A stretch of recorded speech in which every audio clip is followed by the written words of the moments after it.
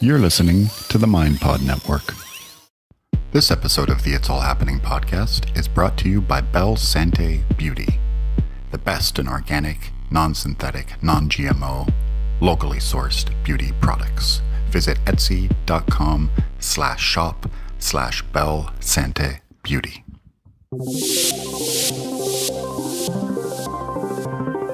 It's all happening. It's all happening. It's all happening. It's all happening. It's all happening.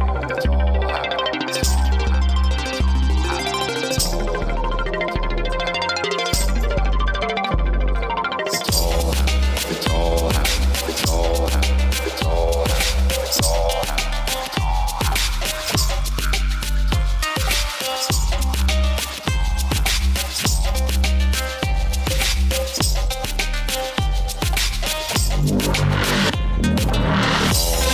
It's all happening. It's all happening.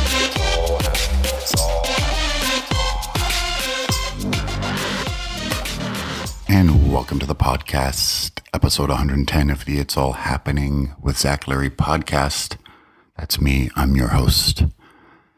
The final episode of the It's All Happening podcast for the year 2017 as we go blazing into 2018. But this week on the podcast, we have David Silver, who's a return guest. And David is a fantastic mind, fantastic thinker, fantastic soul, and incredible talent. We'll talk more about David in a second. But yes, the final podcast for 2017. It is always interesting going into the next year, isn't it? Right? It's a funny thing that we've done with this thing that we call time. We've created this measurement system that is very compartmentalized and very specific. For those of you who have done a lot of deep inner work, no matter what method it is, meditation, psychedelics, yoga, crochet, that great Ram Dass story, most people will attest and have it, definitely have the quality in common, or I should say the experience in common, that when you really get into these methods and go deep, that your relationship with time is certainly one that changes. Your relationship to what time is, how it affects your life, your relationship with the past, your relationship with the future, its elasticity. It's a very funny thing that we've done as humans to do it like that. But nonetheless, I think it is also very helpful and practical and pragmatic to look at the year ahead and look at your goals, look at your intentions, look at your shortcomings, look at your fears, look at your triumphs, and find a way to remove what is not working for you and to improve what is working for you to make the experience that much better going into the year ahead. So this week, before we talk about David Silver, a great being who is part of a Neem Karoli Baba satsang, her name is Siddhi Ma, left her body this week. And I'm going to talk about that for just a moment.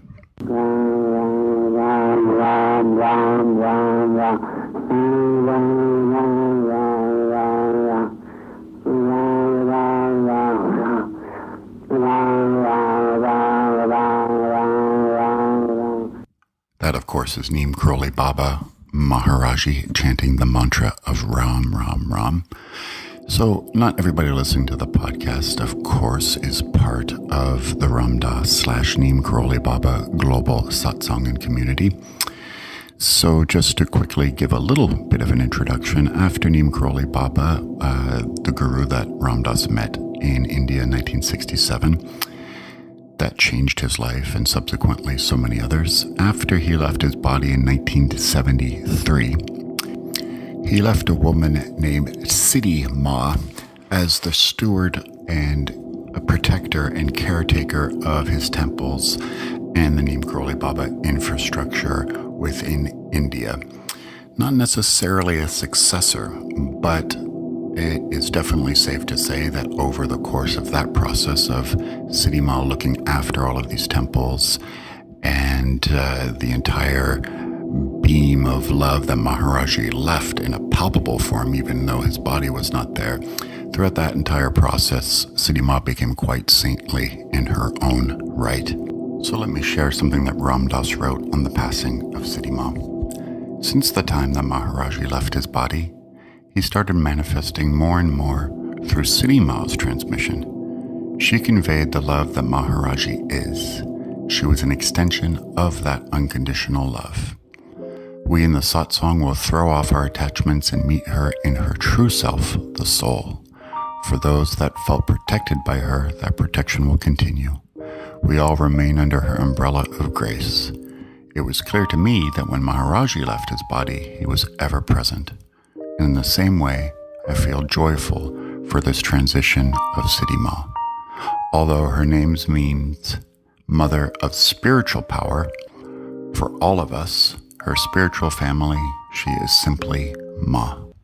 Really, really beautiful by Ram Dass, of course. In my experience with Siddhi Ma personally, was exactly that when she gave me my spiritual name in 2009 of Ramana, and the many darshans that I had with her, the few private conversations that I had with her. I didn't have too many, but I had enough to really consider her a great vehicle of wisdom that affected my life in a really, really profound and beautiful way.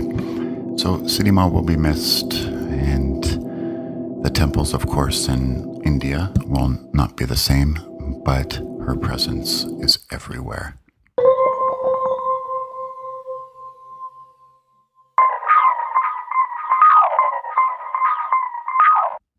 So that was just a little bit on Siddhi Ma that I wanted to share. This week on the podcast, David Silver returns. He is such an amazing, amazing soul. He was part of the 1979 Warner Brothers feature, No Nukes, which helped start the whole trend of music and activism in the form of feature documentary. Gosh, he also hung out with Bob Marley and wrote stuff on the Beatles, and has been a part of the Ram Dass Love Serve Remember Foundation for years and years, and worked with Springsteen and Ringo Starr and Mick Jagger so much. He's just an amazing filmmaker, writer, historian, spiritualist, cultural critic. And so we started off this podcast. It was my intention to start off talking about Siddhi Ma, but it didn't exactly go that way, and I wish it had. But it didn't. We did kind of start off in the political vein. So you're going to listen for a few minutes, our version of MSNBC with Zach and David. Then we talk about Siddhi Ma and media and music and all sorts of very cool stuff. So enjoy the podcast with David Silver. David Silver, welcome to the It's All Happening podcast. Glad to have you back. It's such a pleasure. Thank you. It's great to be here. Yeah, I think you were on, a good 100 episodes or so ago. It's been quite a while. Really? Yeah, well, not 100, but probably about 80 or something. But so good to have you back. So I just as I was setting up to record the podcast and setting up the studio, a news alert came on my phone that Trump has tweeted 2,300 times in less than a year in office. Now, that's a lot. I mean, I think for anybody who tweets at all, depending, if you're a comedian, an actor, or whatever it is, 2,300 times seems like an awful lot.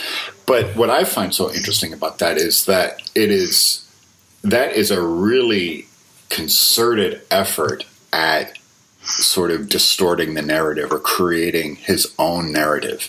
That's something that's very, very intentional. And, for a certain segment of the world, for worse, it works. It definitely works that he has this, he tweets about fake news while creating the ultimate stream of fake news. I don't know if you follow him on Twitter, but what do you think? Well, I see all the tweets one way or another. Yeah, sure. Just like everyone else, you know. I'm not much of a Twitter person myself. I was for a while, but not now. But yeah, the dynamic of his tweeting is amazing. If he were a wonderful person, a humanitarian, a liberator, a revolutionary human who would create free healthcare and great education, we'd all love it.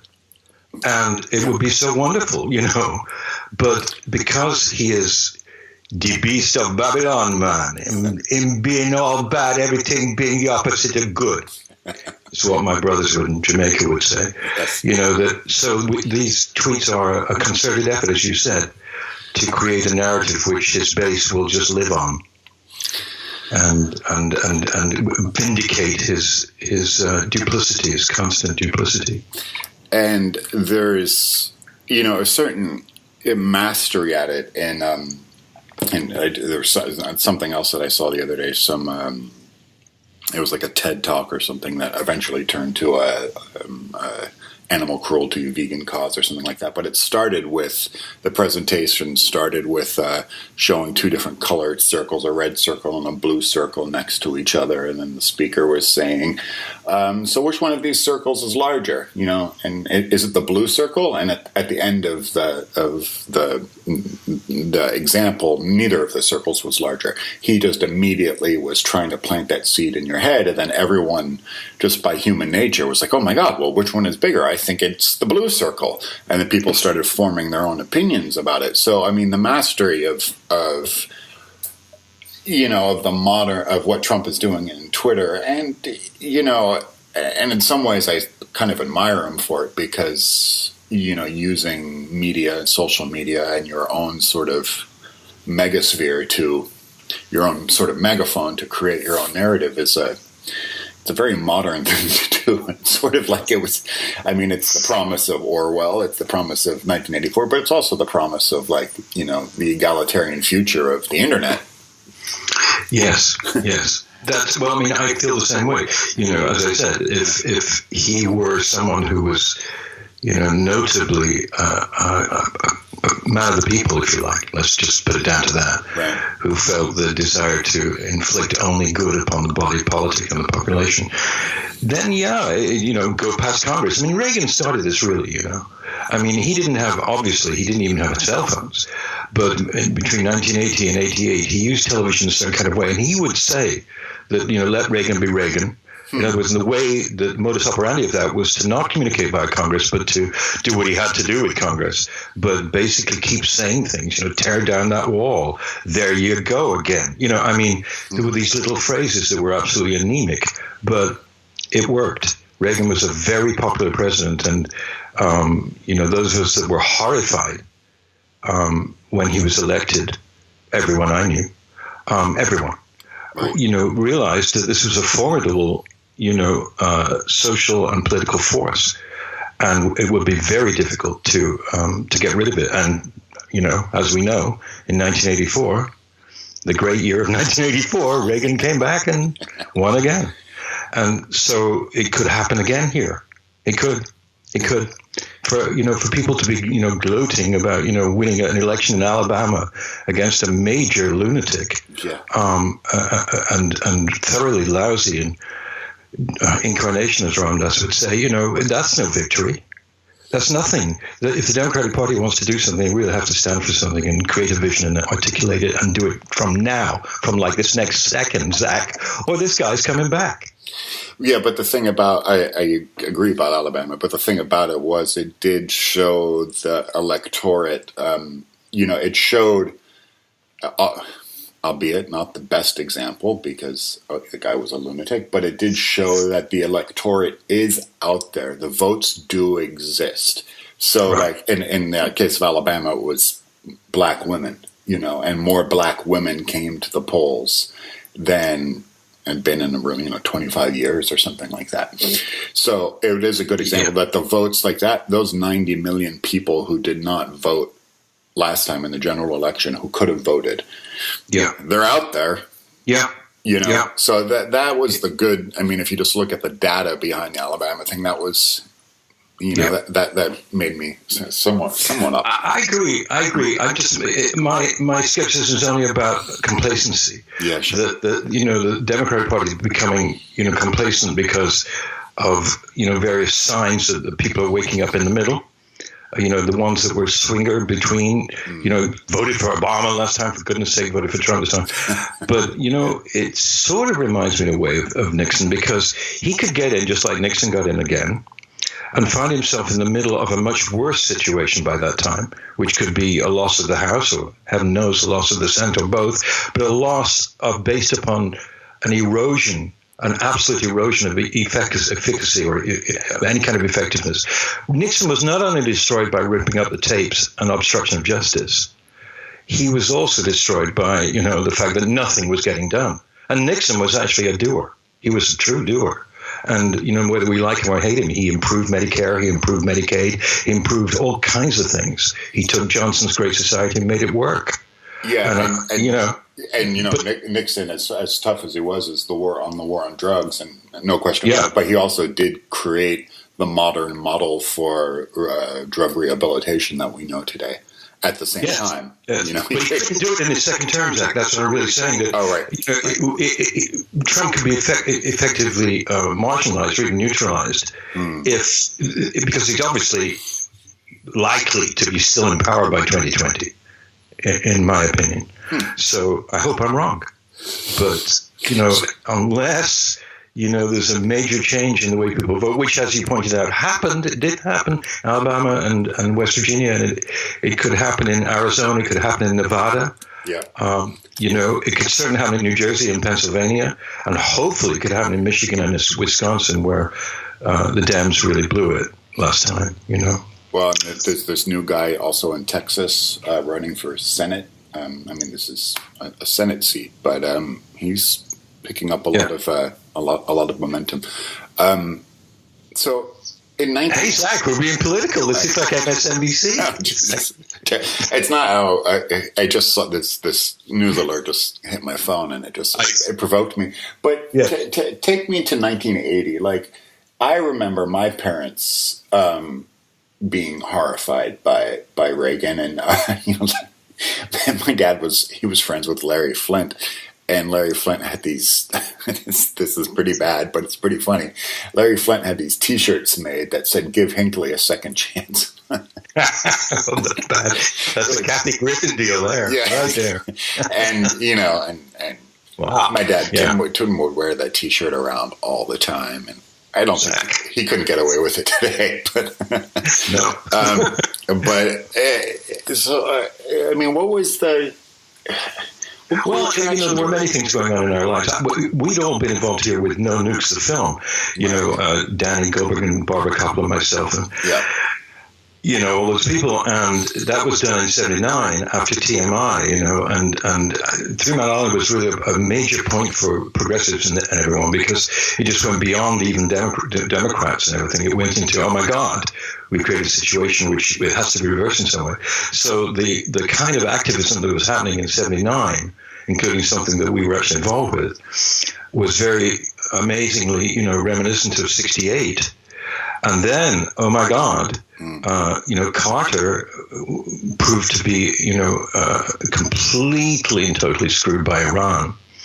And it's pretty well known by now that the Reaganites had something to do with the withholding of the hostages until Reagan's ascension. And so Reagan got elected, and, concurrent with John Lennon's assassination, and which I do believe is I think it should be called that. The time suddenly turned dark, very dark for everyone, and the thought that people had believed trickle-down economics and an aggressive Oliver North type situation, and even when Reagan descended into treason and criminality by paying the Iranians, for just weapons so they could give them to the Contras in Nicaragua, that was a crime. That was an impeachable crime. But he got away with it. But we were watching the same kind of very, sort of scary behavior on the part of the government right from the very start. let's not forget that he hired James Watt as the Secretary of Energy, who was vocally opposed to all kinds of global warming or climate change or any kind of anything, was against it all, just like this dude who's in there now.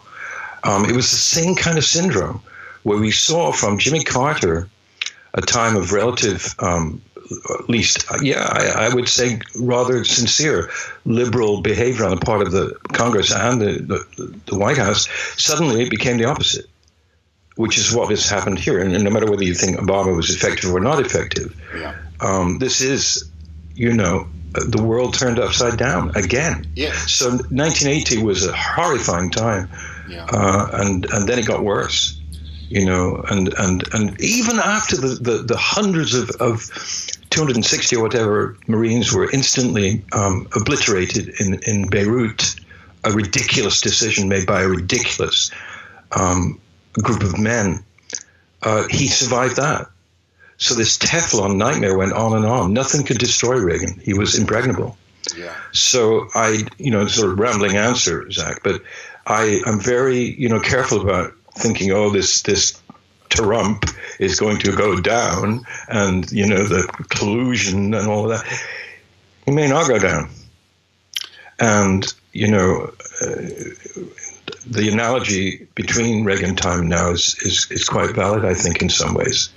More valid than Watergate, I believe, in some ways. Well, yeah, the way hearing you explain it and put it into the historical context, it really makes visible it's just sort of like the bipolar nature of like our collective consciousness as a country.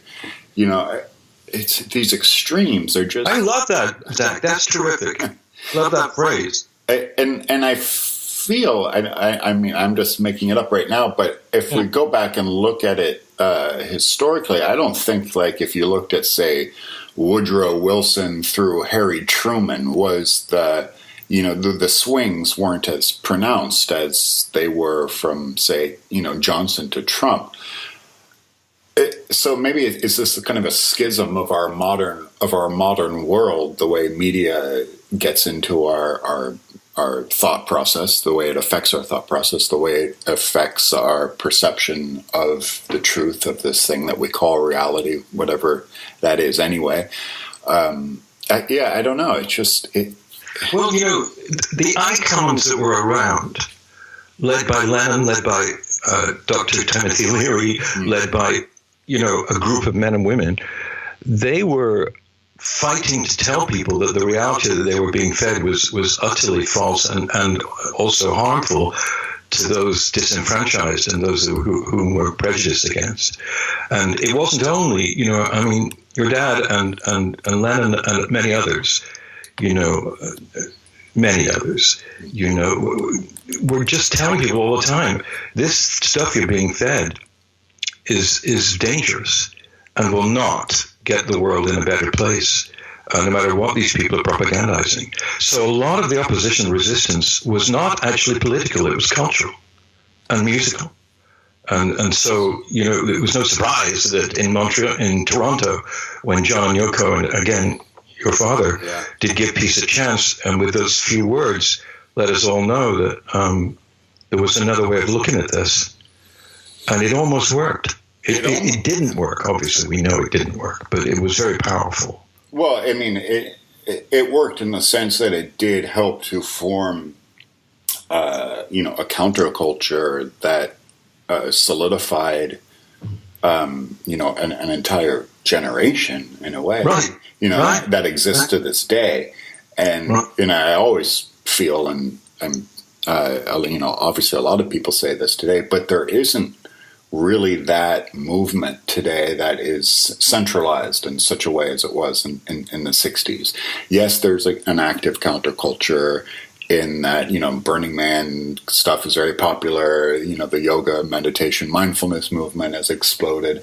But there isn't, sort of like this just centralized, passionate, anti-authoritarian narrative bursting through the airwaves and through the television screens that is really just unifying and inspiring everyone to, fight the man, or what, give peace a chance, or whatever it is, especially in music. Especially in music, yeah. That's why, people of your generation and a generation down from that are still so passionate about, the Dead and Dylan and the best of Neil Young and Sylvan Joni and Janis. Yeah. Very aware of that time and very aware of the power and the gestalt of all that. And there are people now that at least, shall we put it this way, in the ways that they can speak out, they do speak out.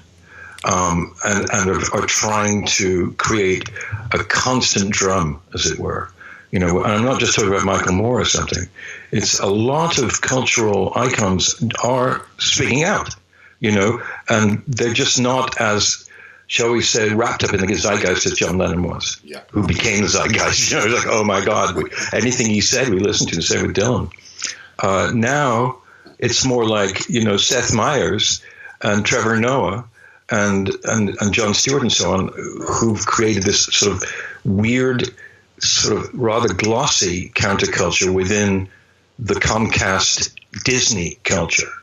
So it's weird because, you kind of go, well, that's great, except it's still basically for laughs and for ads. So how long could it possibly last? And does it really change things when Bill Maher or Seth Meyers, who does it every night, or Colbert, who does it every night? Yeah. They've not stopped for a year now, actually for longer. For at least 2 years now, those media comedy institutions have been hammering Trump. And, in a way that wasn't even around in 1968. Walter Cronkite was not on the air every day saying, he did help end the war in Vietnam, but he was a lone voice. So we have this other weird thing going on right now, which is kind of, I don't know, television and internet critiques of what's going on. And one wonders whether there are enough people in the middle, as I said before, are going to be affected by them and go, okay, I love Seth Meyers. He hates Trump. I'm never voting for him again. I don't know whether that's going to happen, But it's a form of protest, isn't it, Zach? I mean, yeah, I think so. And I do argue that it is working because, this is not a good thing, but the recent net neutrality shift, the bill passed by the FCC, which is, yes, essentially just complete lunacy, because the FCC is a 3-man panel that operates unilaterally. They can just go ahead and do these things. But anyway, that was passed because the FCC is really partisan. It's partisan. It's influenced by the president, and the chair is appointed by the president. And the FCC chair's main objective, and you saw it in his statement, was to roll back Obama era regulations, and he's mentioned that in his in his statement on it, Obama era regulations. Yes. And I think that is a result of, because one of the things that the FCC can do is that, say, if, a conservative group bought your cable company, they can, restrict the bandwidth of all these, the liberal Jewish bias, the Jewish liberal media, Yes, and I think that is because it is working. I mean, collectively, the Seth Meyers, Noah, Colbert, they have created Rachel Maddow. Although she's not comedy, they create this narrative that has become, it is a force. The rumor is that Trump watches 6 hours of television a day, starting with MSNBC. So there is some kind of fear there. And so if they can take it back through policy like net neutrality, or the abolishment of net neutrality, they can perhaps control the message even more. Yes. Scary as that may be. Well, it's like the lunatics have taken over their asylum. So, in a sense, Comcast and all the rest of these massive, mega television media companies, they can control television because they can stick everything on the axis of ratings. So they can actually get rid of Rachel Maddow or Bill Maher if they're not getting ratings. But when it comes to the internet, that didn't work. Now we hear the massive numbers of local stations are going to be Fox or to the right of Fox in the oncoming 2 or 3 or 4 years, because the regulation deregulation about who can buy massive amounts of television station and their news division. This could be tied in with an attempt to narrow the news on local television, which is very effective.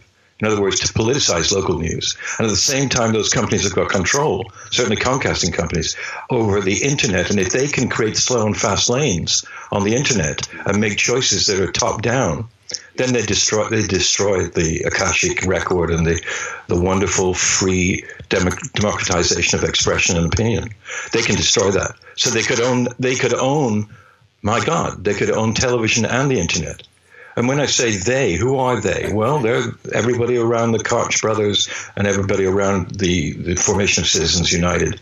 So the combination of the narrowing of broadcasting and the acquisition of politicians via lobbying and funding that's happened since Citizens United has created a dangerous, both cyberscape and broadcastscape, which everybody is beginning to feel. I mean, we all know it. How long will MSNBC last? I mean, I'm surprised they're still going. Comcast are not known for their progressive views. No, they're certainly not. And that is to me, that is the scariest core issue facing us today, because the great promise of the internet, for all the cynicism aside, and privacy concerns and behavioral targeting manipulations and the filter bubble that Google and Facebook has created, and all of those different schisms that have happened, and I get it. But the internet is still, you and I are podcasters. We can still get a message out to people, and it's not being censored. It's not being controlled. Thousands and thousands of people listen to it, and people can download it very quickly onto their device and listen to it. And that has been a great thread that is actually born from the counterculture and has stayed true to this day. So that being threatened is just tremendously. Yes, that freaks me out, man. But there are enough of us that buy things. Yes. In other words, if that's the criteria to create, trickle-down capitalism, mega-capitalism, proto-fascism, self-fascism, as George Bush called it, or his writers call it, then if we continue to be the consuming class, there's a limit to what they can do, and also there's a limit given the incredible demographic changes that are going on in America, where elites are shrinking. So, and we know what I'm talking about here, old white guys like myself. So, the future is not so blindingly dark, but we have to watch it at this point, because this dude in the old White House there is definitely an autocrat. And, I think some of us might have thought he was just a bit of a lunatic himself and all of that, but he's a fairly a cunning autocrat who's looking at the ways to communicate and doing a grand job as far as 33% of the country goes. So he's hitting a lot of it. Fracking laws in New York are going to be reversed, I hear this morning. My God. Oh my God. I mean, how long has that taken? And Mario Cuomo has really been quite good about this. And fracking is as we all, I think, agree, is a potential, not a potential, it's a present nightmare. And these kind of things, if they're reversed together, this guy tweeted this morning saying that, hey, it's really cold on the East Coast here. We need a bit of global warming, right? Oh my God. And, that's the kind of thing you hear, not in a bar, but in a very lousy bar. You hear those kind of foolish statements and you go, okay, I have to leave now. But, he tweeted that this morning. And, it's just, it's not only, shall we say, atmospherically depressing. It is actually potentially a reduction of freedom when the internet has become the most powerful vehicle for freedom, in my opinion, since God knows. Yeah. We can't overemphasize it, really. Yeah, you really can. It's even, you and I are almost one generation apart, not quite, but it's really still pretty much, the greatest information revolution of either of our generations, really. Yeah, I mean, there were such parallels between your generation and mine and other generations. You know, I mean, when we met, which was 20 years ago, actually 21 years ago, because I think we met in the summer of 95 or late 95 maybe. You know, there was an immediate rapport going on there. It wasn't like there were two alien worlds talking to each other. And now we're talking 21 years later, and we really are talking, and people will listen.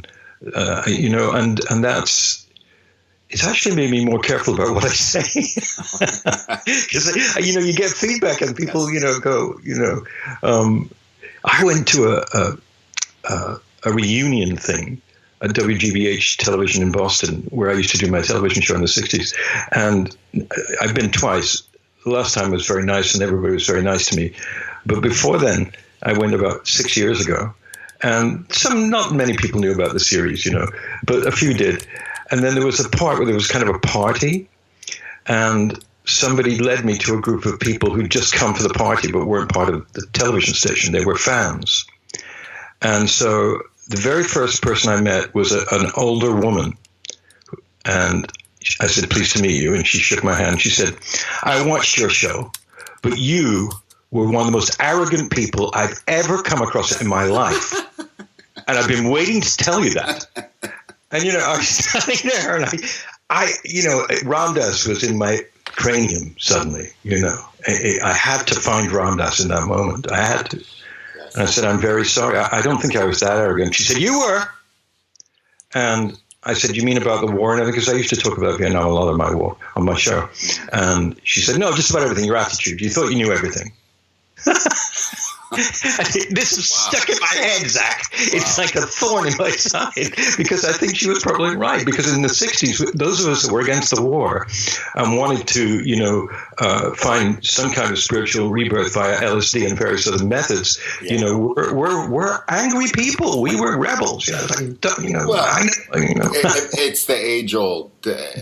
That's actually really funny. I'd love to see some of this, by the way, but thank you. Yeah, I'd love to see that. But I mean, what's the difference between conviction and arrogance? I think, you know, when you have conviction and passion on a certain issue, or especially one that is polarizing, and you're trying to present the opposite, you know, the opposite case, or, you know, it get perceived as arrogance, right?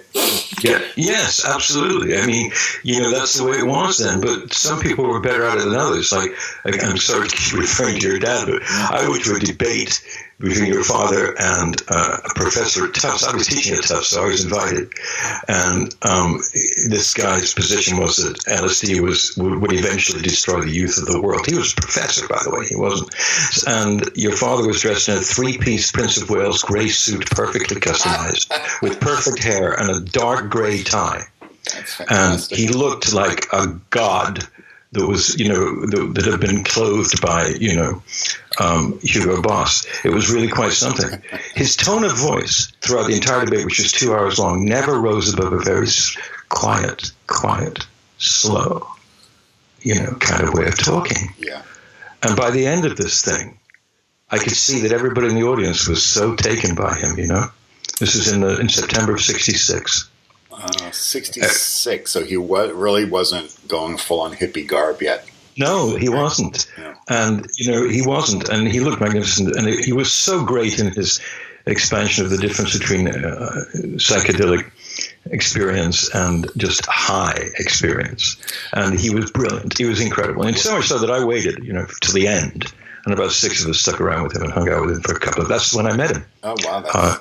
Yeah, we just hung with him for a couple of hours afterwards and had some tea and everything. Well, and the great example of you know, his testimony before Congress, before you know, Teddy Kennedy, and giving that whole spiel, you know, and same sort of thing. You know, I mean, he was dressed very well, and it was just sort of like this quiet hum of just spouting the most, I mean, extremely articulate, very well poised. His words are chosen very carefully, but also, you know, so outrageous. And in just seeing the other side, just sort of like, oh, wow, how is this guy is just presenting these words to me and saying the most, like, polarizing, almost like an alien. He's just, speaking this narrative that might as well be extraterrestrial, and we're sitting here listening to it, but he looks like one of us. He was very good at that. I mean, he was really an alien angel more than anything at that time, because we also listened to him because he was so to the point. As much as he was mystic and everything, and would say namaste at the end of a talk. Maybe the first person I saw ever do that, actually. He was talking usually frequently to people who were haters who want to get rid of him. And so, arrogant he wasn't. I was personally, not even in his universe, but I was fairly arrogant on my television show. That's eventually why they dropped me, was because I would say things that what got me off the air actually was, or suspended for a month, then I came back, was the United Nations in '68 debated a bill or an edict that would ban LSD from every country on Earth. And they debated this for days.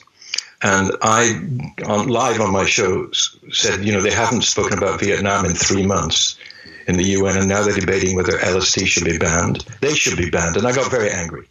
And it was live, And boy, did I get in trouble. They called up the entire board of the public broadcasting, as it was at that time, which was Yale, Harvard, Emerson, Princeton. I had to go in front of all these people and justify myself. And I did. And not to them. I mean, they thought I was a dangerous lunatic. And, this is in the height of the counterculture, but not everybody was countercultural. The people running those liberal universities were not in any way, entertained by people like me or Abbie Hoffman or whatever. They thought we were dangerous people who were crazy and would, eat their children. That's, wow. So were you like a talking head? Was it that kind of format? Was it like kind of? My format was very different. I did 36 shows, and sometimes we'd just have a party and shoot it. Other times I would just interview people straight out. Okay. Like with William Buckley, we just did an hour together, back and forth. And sometimes, with the Maharishi, for instance, it was just a little film. Other times it was intensely political with Dick Gregory or Abbie Hoffman. Everybody came on the show of that ilk at that time. Oh, so good. And it was fantastic. But we did a lot of psychedelic imagery and a lot of absurdist imagery, that was extremely connected with the beat culture and the beginnings of sort of Peter Max type art. We did a lot of that on my show. So it was, I was able to do what I wanted. They were kind to me, GBH, in that sense. They didn't like me, but they let me do it. They really did. So I don't have a negative feeling about them, but at the time, the people who were really doing it, Abbie and Jerry and Lennon, and Leary Alpert and so on, they had no outlets. I mean, they had to go around the country and talk to people. There was no, there were 3 networks and a few local channels and nothing else, and FM radio, which in general wasn't interested in that. Right. So their way of communicating was intoxicating 500 people. It was performance. Yes, it was. Yeah, it was. Yeah, I mean, it was sort of. Yeah, maybe not the best word to use, but I mean, they did have like high shtick ability, Exactly. I mean, I was just talking about this yesterday. With the passing, the Siddhi Ma leaving her body, which we could talk about in a minute. But when RD came back from India, I mean, it was quite a show he was putting on. I mean, obviously I love RD, and that, and I consider myself a devotee, but I do think that part of it was somewhat intentional. I mean, walking around in white robes, and nobody was changing their names to Hindu names back then, like every yoga student in the world does now, and his long gray beard, and just the beaming eyes of love, and doing this whole kind of shtick. It was a very powerful performance mechanism. Yes. No doubt. I mean, I'm sure if I was an 18-year-old kid in 1969 and I saw this Richard Alpert come back and saw him, I'd be like, oh my God, I want to do that. That looks fun. Yeah, I did feel that way. I was a little older than that, but when I met him, which was 71, I think, yes, he was so funny and so urbane, actually. Right. That, because Timothy and him were, you couldn't find two more articulate, witty human beings apart from their vision. Yeah. They were very funny and very succinct in saying something that other people would take a year to say. And so, they stood out tremendously, and, it was not phony. And then, of course, it spawned into, what? It spawned into madness, like Altamont and Charles Manson and all kinds of horrible, grotesque fungi grew up on these trees of righteousness, if you like. I mean, Manson was no surprise to me, even though it was horrendous and obviously the worst thing you could imagine, mass murder. But it seemed that's the way it was sort of going. There was all kinds of bad drugs, and people were participating in what you can only call, chaotic behavior. And so it really atrophied so quickly. Well, but like you said earlier, it still maintained its essence, and we have it now. Yeah. We do. And everything has its shadow side. I know Manson and Altamont were terrible examples of, really the worst of the counterculture. But that's just the way I think when freedom of thought and freedom of consciousness and exploration is given, that ability, that permission is given to everybody, the exploration ticket to sort of create your own reality and create your own divinity and, create your own trip. And, as my dad used to say, you can be anything this time around. And when everybody is given that permission on an equal level, there's bound to be somebody who's going to take it and just, it gets wrapped up in the dark arts. It's just, that's always been that way throughout history. Yes, right? Very well put. Those polars are part of like this level of existence, aren't they? Yeah. The manifestation of the human race, is not based upon we're all angels, right? And so we meet some angels, which might be a good segue into Siddhi Ma. If you want to talk about that. Yeah, I do. Of course, I intended to start the podcast off with that, but wow. Well, Ma, mother of the universe is the mother of the universe, and the vehicle, few and far between when we can see total purity, I suppose. And, when one goes away to the next dimension that they choose, presumably, it's traumatic, really. I mean, it really is, because then that you have to have full-blown faith to maintain a sort of a real relationship of devotion, I suppose. It's part of life, isn't it? Even the great masters and saints and siddhis come and go. Yes. Yeah. They come and go, and it's almost like their job is to, only be here for a little bit.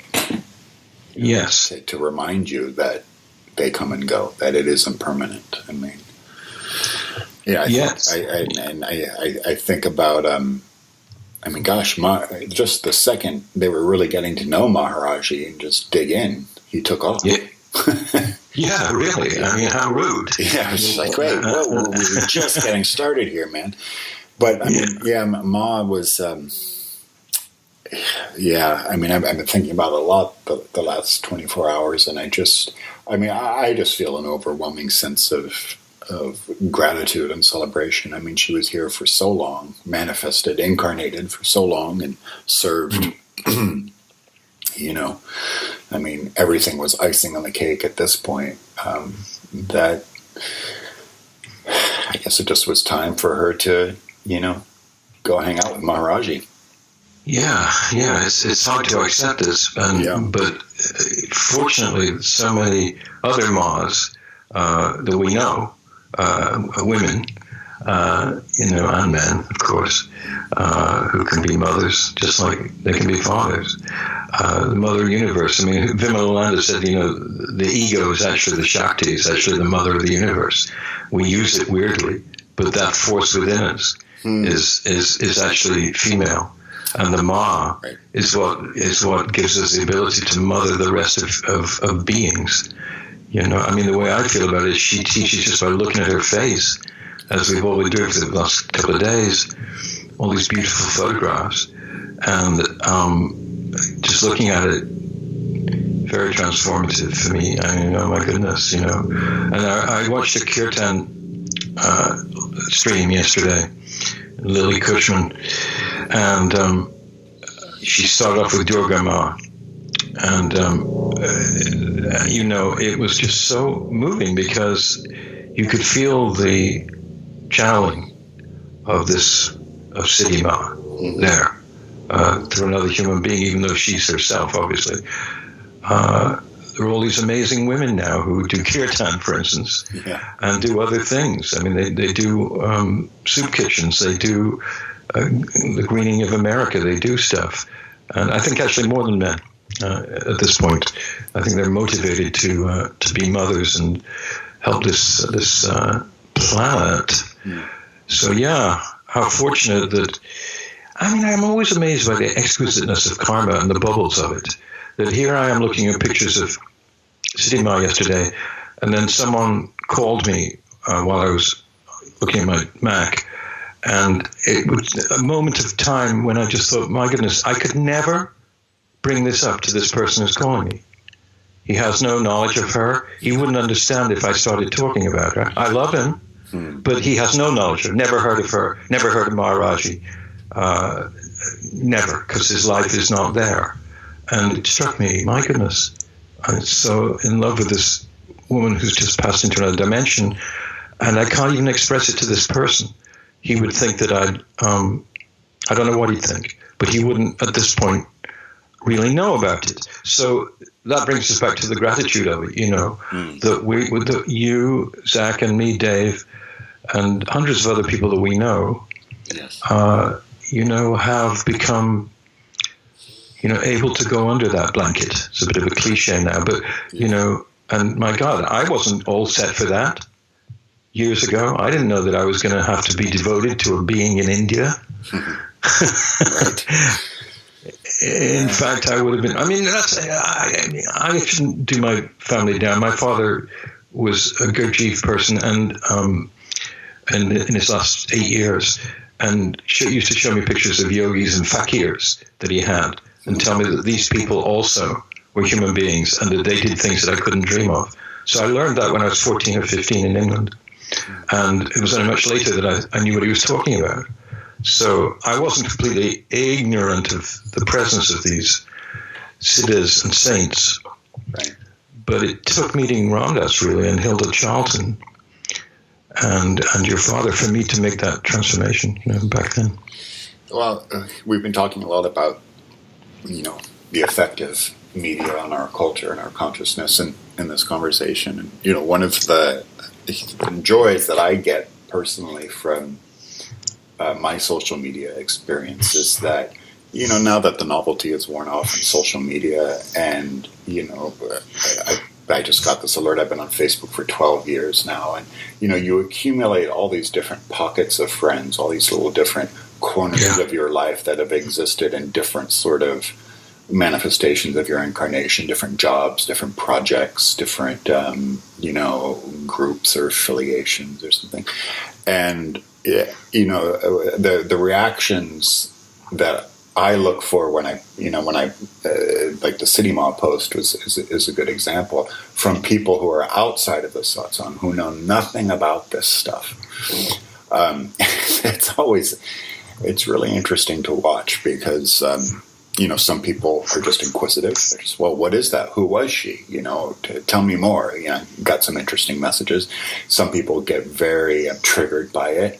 Oh my God, especially, and I find it to be ironic, but that's me in the kind of the devout, hardcore psychedelic community, you know, that is very, you know, anti-guru system. You know, it's just straight, the individuality trip.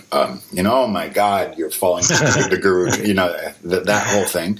Yeah. It's just interesting to see how, you know, and in the Siddhi Ma experience, you know, this has been, you know, the social media aspect of it is a huge part of it, because here we are sharing our memories and the photos and seeing them online. And seeing you just said you watched a stream online of a kirtan by Lily Cushman, and then my friend happened to be in Rishikesh and Hardwar and saw the cremation procession, and oh my God, and posted the video as well. Just fantastic, amazing. Isn't that amazing? Yeah, seeing the fire. Yeah, seeing the fire. Yeah, so just.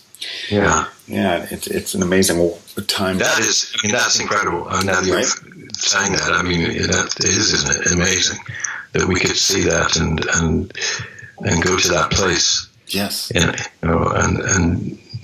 I think ultimately very transformative, because it does. Like you also said, when you look at a picture, you can still get that transmission through the picture. So I do think that, the amalgamation, the accumulation of all the different likes and shares of these experiences with Siddhi Ma will kind of inspire people who previously were not inspired. Yes. I agree entirely. I think I was talking more about those that because when you read Shirdi Sai Baba, or I'm reading various books simultaneously right now about various saints, and all of them agree upon the fact that if they're ready for you and you're ready for them, you will meet them. If not, you won't, and you can't cry over it in a way. But on the other hand, there's that other thing, which is that man creates the internet and intrudes upon those bubbles. And, Zach Leary puts out stuff and I put out stuff, whatever, and people go, I'm so sorry if you're lost. And they're wondering, well, who is she, your aunt, or what? And you tell them. And yes, some will be sparked and will be enlivened in some way, which is fantastic. When did that happen before? Not really. Yeah, right. Not really. Yeah, not really. And it took, if you really get into the whole comparative religion and the kind of dissemination of the Gospels, or of different methods and stuff like that. It took a lot of oral tradition, many generations for, the experiential nature of divinity and how, this method can work for you. It took a long time for that to find people in the past. Yeah, it did, and it's circuitous the way it happened, and it really is, because if you look at it from the point of view of music and psychedelic and political, that was fused in by the late 60s, mid 60s, really late mid 60s. That never happened quite like that before. I love Frank Sinatra, but it wasn't like he was singing about My Sweet Lord. And, I'm fairly obsessive about this. A lot of this stuff emanated from musicians who seem to be able to gravitate towards what we now know is mystical and non-mystical meditation, mindfulness. And that, my God, it came via those routes, which were not predictable. And now we have this felicitous time when you can stream a kirtan, for goodness sake. And not only can you stream a kirtan, but it works. Yes. The effect works. Yes, it does. It's fantastic. And, for that reason alone, we can wake up with a smile. Life is full of hills and valleys. We know that. But it makes it a lot easier when you can wake up and know that you have been allowed into a certain kind of satsang or, loving club, which allows you some respite from despair or nihilism or the vicissitudes of life on earth, and that we all go through. The loss of a loved one, the loss of a job, the loss of a culture, and whatever.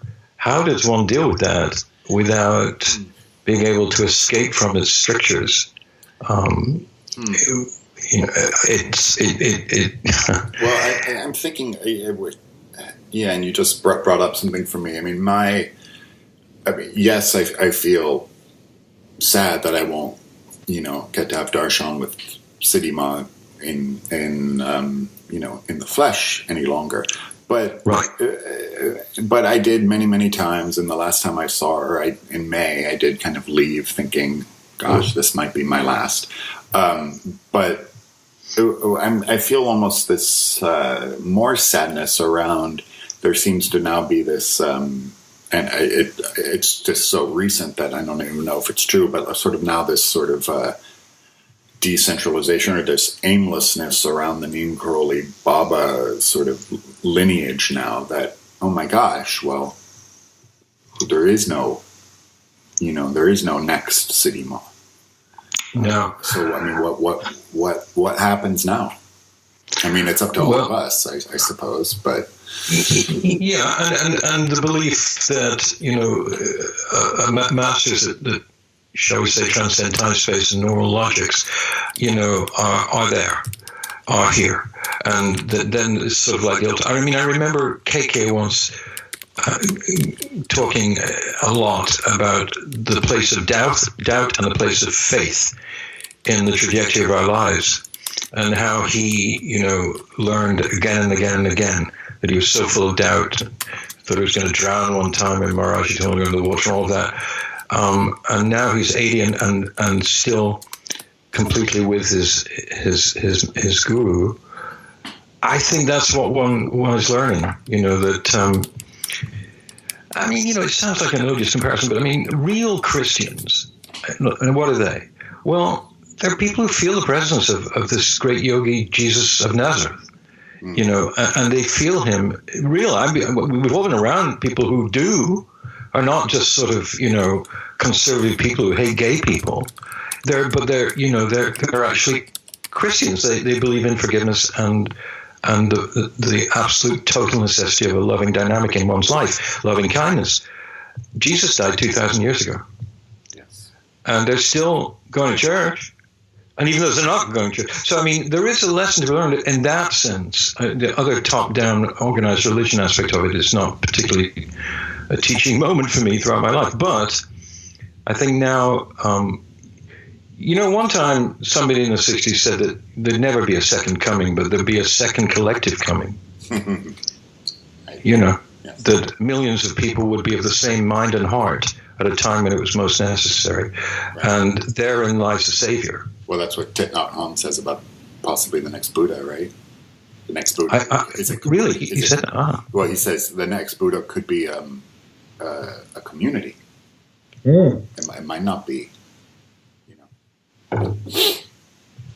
Yeah, because I mean, in fact, I have something just to read that I read this morning, if you don't mind. Yes, it's very short, but it's a thing by His Holiness Dalai Lama. I have this book called Dalai Lama: The Path to Tranquility, Daily Wisdom. It's one of those books where you go to the day, today, December 29th, and there's a thing, a piece of writing by His Holiness. And today, it really blew me away. Today, his writing says, the essence of all spiritual life is your emotion, your attitude toward others. Once you have pure and sincere motivation, all the rest follows. You can develop this right attitude toward others on the basis of kindness, love, and respect, and on the clear realization of the oneness of all human beings. I.e., Dalai Lama is saying, you can meditate and look at deities and do mindfulness on your head all day and 59 asanas and everything, but if you're not aware of the oneness and therefore the necessary presence of willing kindness, you're not there. You're not really doing it. You're just another autocrat. You're just doing the lip service. Right. And that frequently His Holiness says things which really kind of democratize the whole thing for us and say, if you just do this, just do that. Just don't be a shithead to that person once, or be nice. You're on the road at any rate. You may not be, at the palace, but you're on the road. Right. Wow, that was a beautiful, beautiful reading. Right. It's. Yeah, I mean, I always, not always, but sometimes, you just do some practice, you leave a yoga class or a kirtan or something, then, the great Los Angeles yoga practice of driving in traffic, and then you get in your car, immediately leaving, and then something just comes out that is just so abhorrent, and you're just like, what the fuck, man? Like, how can I not connect the dots, you know? Yes. It's, it's the roundups in the grocery store, that whole story. I had a fight with a person at AT&T last week about an iPhone, and I suddenly saw myself as if out of body being really not a very nice bloke. And fortunately, the difference between now and before is that I did at least see myself, and I decided, and Zach, you've always been a person who's very self-aware and analytic and articulate about what, the ups and downs of your life and the aspirations and everything. And I think that's extremely necessary these days, to be really firmly honest about where you're really at. Again, it puts you on that road. And, I thought about this poor AT&T person, probably in Atlanta or in I don't know where, Bridgeport, who doesn't know me and is suddenly getting a hard time from me. I did see that, but I started on her. How can you ask me to send the phone back? How can you do that? I mean, I've got to pack it back. And I thought, what kind of jerk are you that you're being not very nice to a person who doesn't need this? You know what mine is in that department, and it really polarizes my own personal kind of journey and Leela and consciousness, is that when you come across when you need customer service and a giant megapoly like AT&T, and it's somebody. It sounds terrible, I know that, but it's somebody offshore and their English isn't very good. Yes. Right. Yes. And you need their help, and you're stuck, and you're just kind of in this zone where, like, everything inside of me is triggered, and I'm like, oh my God, I'm so frustrated here, but I feel so bad that I'm so frustrated. Yes. This person is in the middle of, like, Chennai, India, doing the best that they can, trying just to make some rupees to feed their family, and here I am just frustrated to no end, and it's like... And it's all coming up for me, and it's like, oh my gosh, why can't AT&T or Comcast, whoever it is, why can't they hire somebody onshore who speaks English? And it's like, oh my God, how can I be thinking like this? Yes. It's strange. Well, that's mindfulness, isn't it? I mean, that's a true dynamic of it. You do begin to be able to stop, like Buffalo Springfield sang, stop, look around, stop. What's that sound? Everybody look what's going down. But it's not Neil Young looking at other people. It's us looking at ourselves. What's going down with you, man? I mean, why are you being so weird I mean, I have this recurrent dream of the one time I yelled at my mother. The one time. I never yelled at her. She was a sweet, lovely woman. And then one time I yelled at her. And I still think about it. And it's 35 years ago. That, it still haunts me karmically. That I yelled at her for a stupid thing. She shrank a jacket of mine when she was washing it. And I was a bit of a fop in those days, beautiful white jacket, and she shrunk it, and I put it on, and I felt like a puppet. And, and I yelled at her. And she, in England, this was in England, I was there, and she was so scared of me, I think. Like, what if I spawned?